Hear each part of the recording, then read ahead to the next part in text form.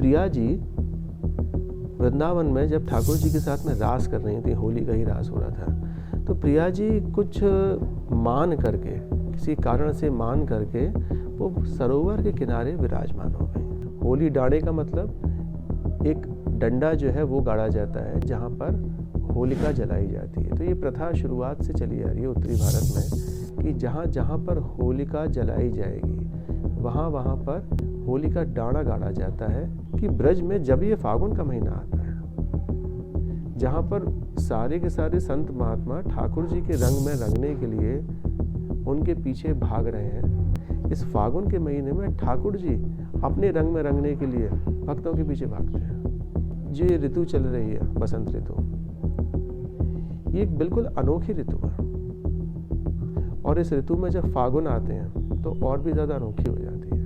प्रेमानंदो पुलकित गात्रो विद्युद्धाराधर समकांतिं श्री राधा कृष्णौ मनसि दधानं वंदेहम श्रीहित हरिवंशम।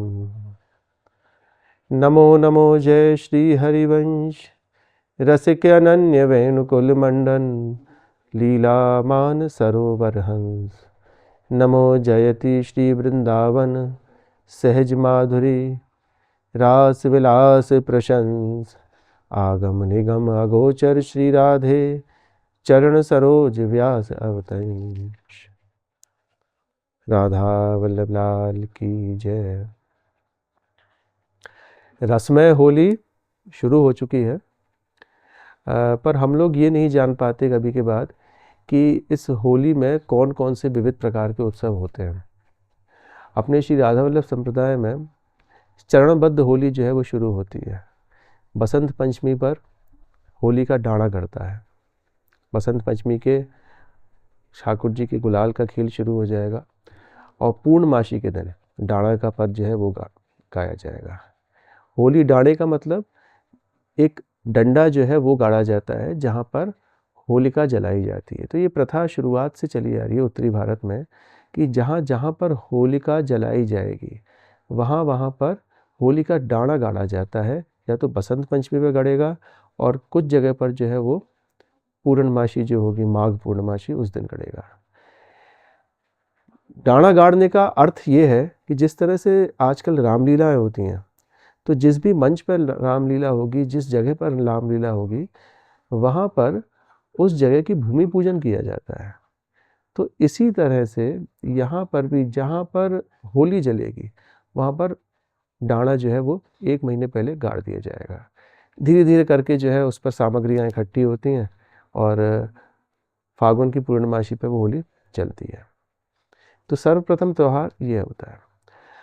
हम लोगों के लिए फागुन का त्यौहार आनंदमय त्यौहार इसलिए है कि बसंत का जो ऋतु चल रही है, बसंत ऋतु, ये एक बिल्कुल अनोखी ऋतु है और इस ऋतु में जब फागुन आते हैं तो और भी ज़्यादा अनोखी हो जाती है।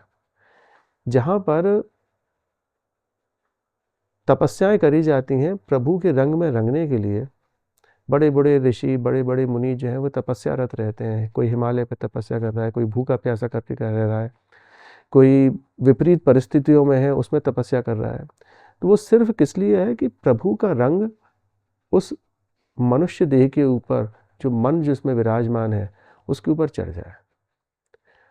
पर कमाल की बात यह है कि ब्रज में जब ये फागुन का महीना आता है, जहाँ पर सारे के सारे संत महात्मा ठाकुर जी के रंग में रंगने के लिए उनके पीछे भाग रहे हैं, इस फागुन के महीने में ठाकुर जी अपने रंग में रंगने के लिए भक्तों के पीछे भागते हैं। इसलिए विशेष महीना है फागुन का। तो फागुन लगते ही सबसे पहला जो उत्सव अपने यहाँ पे मनाया जाता है वो है मानसरोवर की एकादशी। फागुन बदी एकादशी के दिन, जिसको कि हम लोग जया एकादशी भी कहते हैं, उस दिन ये मानसरोवर एकादशी मनाई जाती है। नाम मानसरोवर एकादशी कुछ ऐतिहासिक तथ्य है, इसलिए नाम लिया जाता है इसका, मानसरोवर वाली एकादशी। मानसरोवर यमुना के दूसरी तरफ आज भी स्थित है, वहाँ पर प्रिया जी की नाम सेवा विराजमान है। ये स्थान राधा वल्लभीय संप्रदाय के लिए इसलिए इम्पोर्टेंस है इसकी कि हरवंश महाप्रभु जब मदन टेर पर श्री जी के साथ में वहाँ पर सेवा करते थे और राधा वल्लभ मंदिर की जगह पर जहाँ पर की सेवा कुंज है वहाँ पर सेवा करते, तो उस समय पर नित्य प्रति महाप्रभु राजभोग कराने के बाद में मानसरोवर जाते थे और मानसरोवर उनकी भजन स्थली थी। दोपहर का सेवा का क्रम पूर्ण होते ही वे मानसरोवर जाते थे नित्य प्रति और वहाँ पर जो था वो अपने भजन में रत रहते थे। मानसरोवर कोई ऐसी छोटी मोटी जगह नहीं है, मानसरोवर बड़ी चमत्कारी जगह है कि जिन सेवाओं को हरवंश महाप्रभु राधा वल्लभ लाल की करते थे वही सेवाएं प्रत्यक्ष में उनको मानसरोवर में दिखती थी। मानसरोवर को आजकल ब्रजवासी लोग राधा रानी के नाम से भी कहते हैं क्योंकि वहाँ पर हरवंश महाप्रभु ही द्वारा स्थापित नाम सेवा जी की आज भी सेवा होती है। राधा रानी जी का विग्रह जैसे कि आप बड़े रासमंडल में देखेंगे, सेवा कुंज में देखेंगे, वैसी ही नाम सेवा आज भी मानसरोवर में विराजमान है। वहाँ पर कुंड भी है और पहले कुछ मार्ग इस तरह का हुआ करता था मानसरोवर का कि यमुना जी मानसरोवर की परिक्रमा देते हुए मथुरा की तरफ जाती थी। मानसरोवर पहले अभी जैसे आ रही हैं यमुना जी हमारी दिल्ली की तरफ से, वो वृंदावन पे आ रही हैं। वृंदावन में वंशीवट और वंशीवट से पूरा की पूरी परिक्रमा देते हुए मानसरोवर की फिर जो है वो निकलती थी। अब वो सरोवर कैसे बना, जैसे बहते हुए पानी के बगल में हृद बन जाती है, तो छोटी छोटी सी मतलब छोटा सा घाट तरह का बन जाता है। तो उस सरोवर में हंस आया करते थे और वहाँ पर विचरण करते थे। इतनी सुंदर जगह होती थी वो मानसरोवर कि यहाँ पर जो आप देखते हो केसी घाट का, ये केसी घाट हुआ, भ्रमर घाट हुआ, युगल घाट हुआ, इसके सामने पूरा का पूरा मैदान हुआ करता था और वो वंशीवट का नाम था उसका। वहीं पर ही सुंदर कुंज निकुंजों में प्रियालाल अपने रास करते थे। तो मानसरोवर तक जो था ये वृंदावन आपका था। आज भी रसिक जन जो है एकादशी के दिन पैदल भी निकल जाते हैं, तो ज़्यादा दूर नहीं पड़ता है मानसरोवर, बहुत ही पास में रहता है। तो वो एक ऐसी चमत्कारी जगह है कि आज एकादशी के दिन, विजया एकादशी के दिन वहाँ पर समाज होता है। मानसरोवर की लीला कुछ ऐसी हुई कि प्रिया जी वृंदावन में जब ठाकुर जी के साथ में रास कर रही थी, होली का ही रास हो रहा था, तो प्रिया जी कुछ मान करके, किसी कारण से मान करके वो सरोवर के किनारे विराजमान हो गई। अब भैया रास तो पूर्ण तभी माना जाएगा ना जब प्रिया जी होंगी वहाँ पर। तो सखी समुदाय जितनी है वहाँ पर, वो रसिक हृदय जन वहाँ पर जाते हैं और रात्रि भर जो है वहाँ पर समाज गायन करके प्रिया जी को मनाते हैं। और प्रिया जी को मनाने के बाद में अगली सुबह ब्रजवासियों को न्योता भी देते हैं। वो आज भी 500 साल से यह प्रथा चली आ रही है।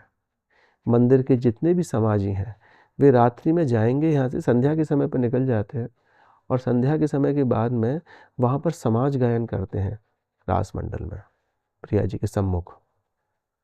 तरह तरह के पद गाते हैं वहाँ पर। बसंत की जो पहले बात करी थी 15 पद की श्रृंखला होती है, वे भी गाएंगे। राग चैती गौरी में प्रथम यथामति हरवंश महाप्रभु द्वारा लिखित जो पद है चतुरासी जी का, वे भी गाएंगे। बहुत देर लगती है उसको। और उसके बाद में अगली सुबह होली का रसिया गा के, जिसमें कि ब्रज को दिन दूल्हे रंग भर्यो, वह गाएंगे। और वहाँ पर गुलाल उड़ाते हुए, प्रिया जी के चरणों में गुलाल को अर्पित करते हुए वे ब्रजवासियों से प्रार्थना करते हैं कि अब अगली एकादशी जो है वो रंग भरी एकादशी है। उस रंग भरी एकादशी पर आप सभी लोग वृंदावन आएँ और वृंदावन में होली खेलें। ये आपने देखा होगा कि 40 दिन की होली में वृंदावन में जो रंगों की होली होती है वो 5 दिन ही होती है, एकादशी से लेकर पूर्णमासी तक। और एकादशी वाले दिन तो ब्रजवासियों की इतनी भीड़ होती है कि वृंदावन के चारों तरफ परिक्रमा ऐसी लगेगी जैसे वृंदावन के चारों तरफ मनुष्यों की माला घूम रही है किसी तरह से। तो उसका भी ऐतिहासिक तथ्य यही है कि जो 15 दिन पहले न्योता दिया है ब्रजवासियों को, वह ब्रजवासी आज भी आन रखते हैं इसके न्योते की, और वो आज तक सब के सब ब्रजवासी ही परिक्रमा लगाने के लिए दूर दूर से आते हैं, अलग अलग गांवों से, अलग अलग जगह से जो है वो आएंगे, ट्रैक्टर ट्रॉलियों में भरते हुए आते हैं। ऐसा उनके अंदर वो रहता है कि वो खूब धूल भी उड़ाएंगे, खूब गुलाल भी उड़ाएंगे, इस तरह से चलते हैं वो लोग। तो ये मानसरोवर का मेला बड़ा विचित्र मेला है। मेला शब्द को अगर हम देखें ना, तो मेला शब्द वो कहेंगे जहाँ पर मेल होता है, किसी भी चीज़ का मेल हो रहा है उसको हम लोग मेला कहते हैं। तो मानसरोवर का मेला कैसे, कि आज से 300 साल पहले चाचा वृंदावन दास जी ने इसको पद में लिख दिया कि आज मानसरोवर मेला। ये कोई जाति नहीं है, कोई कुल नहीं है, सब रसिक हृदय हैं, वे आके सब मिलेंगे वहाँ पर सखी समुदाय, और मिलने के बाद में प्रिया जी जो है, जो मानवती प्रिया जी हैं, उनको मनाएंगे आज। इसलिए जो है ये मानसरोवर मेला है। पद में धमार भी आती हैं, जैसे इसमें कहते हैं कि मानसरोवर मान तज मिल चांचर खेलें। आप जब वार्षिक उत्सव की वाणी जी उठाएंगे तो उसमें मानसरोवर की एकादशी के दिन जो पद गाया जा रहा है चाचा वृंदावन दास जी का, उसमें कहना मान सरोवर मान तज मिल चांचर खेलें। मान सरोवर पर प्रिया जी ने मान को तज दिया, छोड़ दिया, आप सब सखियों ने मनाया, और उसके बाद में क्या कर रही हैं, चांचर खेल रही हैं। चांचर शब्द आता है, ये चांचर शब्द कोई खेल के लिए नहीं कह रहे हैं। चांचर एक गायन की प्रणाली होती है, जो कि ब्रज में होली किस तरह से गाई जाएगी, तो वो गाना भी जो है वो होली खेलना है। होली कैसे खेली जाती है, सिर्फ रंगों से ही होली नहीं खेली जाती है, होली गा के भी खेली जाती है। सिर्फ रंगों से, गुलाल से ही होली नहीं खेल रहे हैं, होली गाकर भी खेली जाती है, होली हंसी ठिठोली से भी खेली जाती है, कि किसी से जो है वो हंसी ठिठोली करी जा रही है। क्यों करी जा रही है, कि भैया होली में 100 पाप जो है वो माप है यहाँ पे। होली में ब्रजवासी लोग क्या कहते हैं, कहते हैं भैया 100 पाप जो है वो माफ हो जाते हैं, सारी की सारी धाराएं जो है वो हट जाती हैं, जितना ऊधम मचाना है खूब ऊधम मचा लो।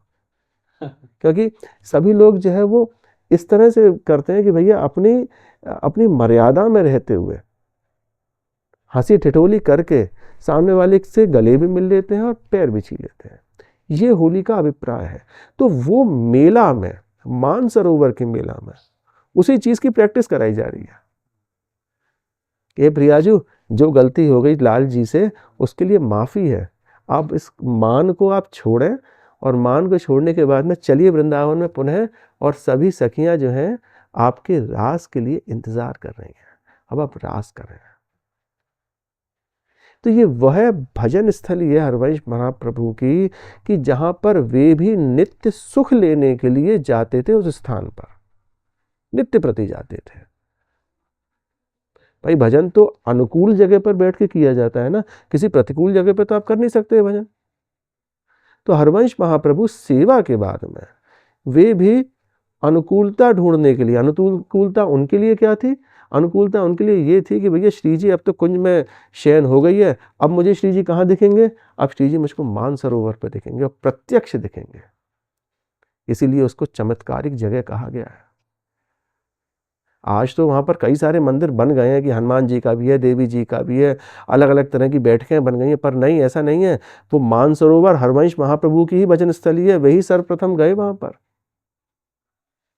और वहाँ पर जो उन्होंने चमत्कार दिखाए अपने अपने शिष्यों को, बड़े बड़े ज्ञानी आए थे वहाँ पर, और उन ज्ञानियों को उन्होंने वहाँ पर ऐसा चमत्कार दिखाया कि वो सीधे मथुरा में उठे हैं, बंगाली घाट पर। तो जब आपको नित्य विहार की उपासना करनी है तो आपको स्थान का भी आश्रय लेना पड़ता है, धाम का भी आश्रय लेना पड़ता है, जहाँ पर कि चमत्कार होते हैं। वहाँ पर आपके ही मन में अपने आप ही वही सारी बातें आने लगेंगी।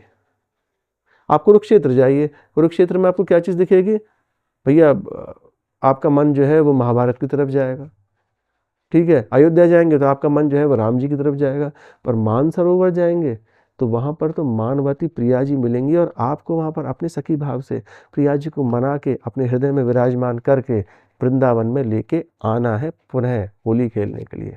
इसलिए भैया सभी लोग जो हैं मानसरोवर की एकादशी, विजया एकादशी जो 24 फरवरी की है, उस दिन जो है सभी लोग जाएं और वहाँ पर हाजिरी लगा के आएँ रात्रि जागरण में। क्या आनंद आता है।